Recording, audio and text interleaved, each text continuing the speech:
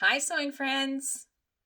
My name is Alice Murray. Welcome to my channel Murr-made Designs, where every day we look at a different garment that I have sewed. I am trying to sew 365 and I'm sharing this journey with you because I want to inspire you to sew more.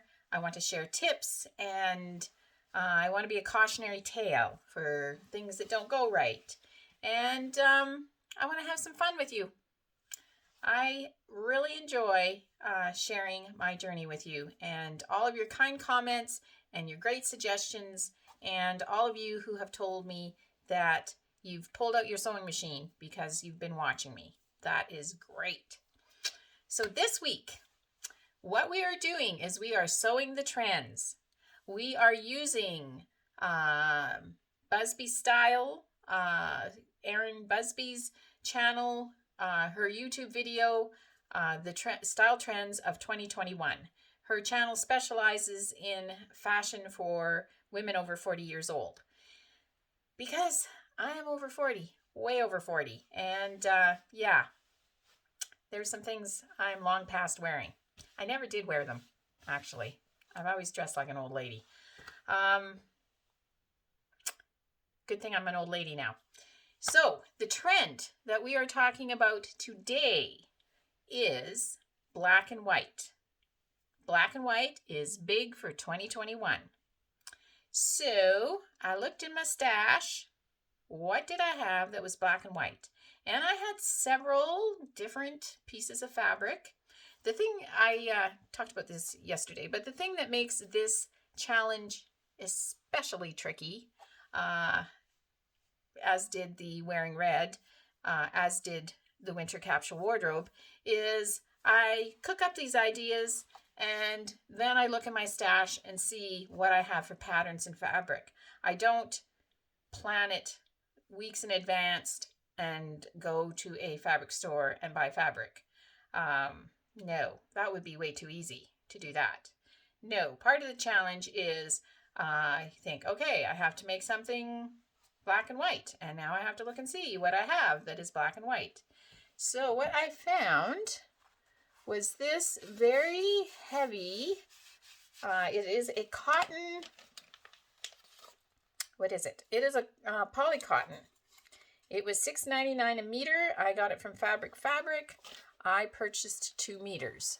And it is, what do you call that? Is that houndstooth? Is that a houndstooth pattern?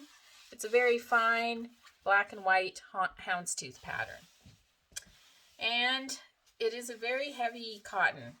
This would be very suitable for making jeans with, actually. And yeah, this might not have been the best use of it. So I reached for NewLook 6572, this little jumper. I know in Great Britain you call them pinafores, which I actually think is a beautiful thing to call them. But here in Canada, we call these jumpers. And you can make it with a square neck, you can make it with a V-neck, you can make it long to the floor, you can put 2 big pockets on it, or 1 pocket, or no pockets.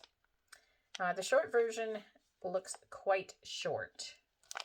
And just show you the line drawings. There is no zipper in this, and there is a back seam.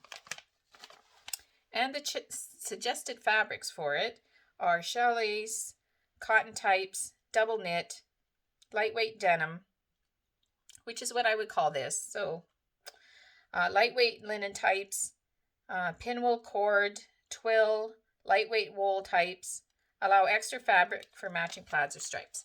So yeah, for winter 2021, this is probably a fine material. There are no darts in this at all, and no zipper. And you know I don't like zippers anyway. So I'll show you how it turned out.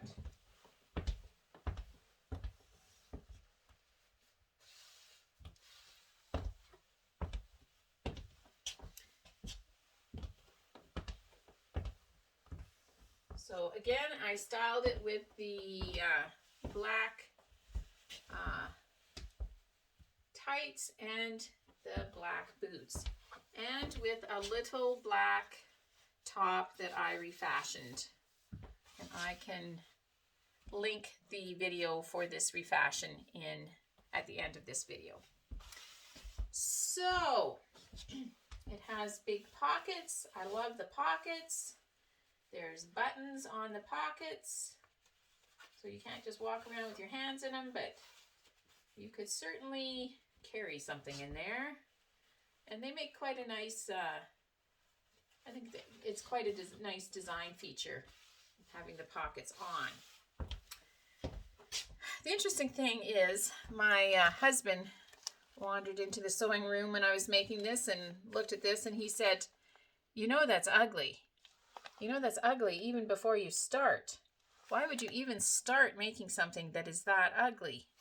And what I told him is, I often pick a pattern, it has an ugly, it's styled, and I try to improve upon it.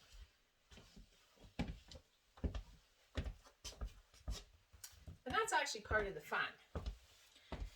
So I added some darts because with this heavy fabric, like, it didn't hang at all, and it just, yeah, it looked like I was, I don't know, a grain bin walking around. So I put darts in the front and darts in the back. And you know, funny story, most outfits, most dresses that have a zipper in the back, I just baste the back and see if I can wiggle into it, and then if I can, I just sew up the back seam, and I don't put a zipper in because I'm just not, I can't, and I've had to go to events with my dress unzippered and get someone to zipper it up for me. So I don't like putting a zipper in the back if I can get away with it. And this one did not have a zipper, but you know what? It is tough wiggling into this. And I made it kind of plenty big, I think. So it is a tough wiggle to get into this.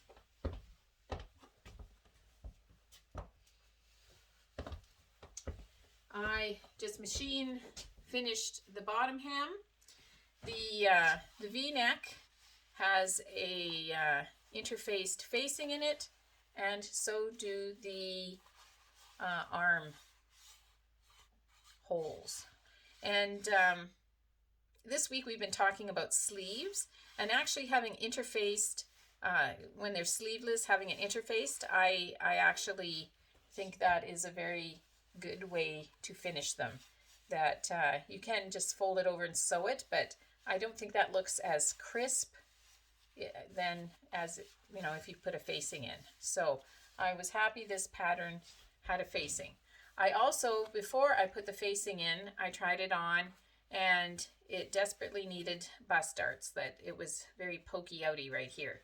So I put a bust dart on each side to match the fisheye darts I added.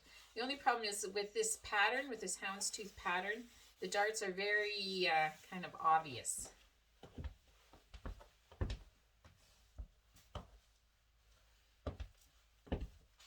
So yeah, when it was done, my husband said, it's not ugly. He says, but it kind of looks like an apron. So yeah, it's very a utilitarian kind of dress that you would wear it to the library, I think, or something like that. So that is NewLook 6572. And it is a, I believe it is a 20,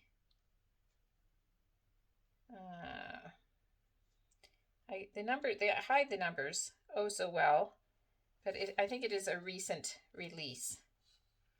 So that, I'll put that in the description box.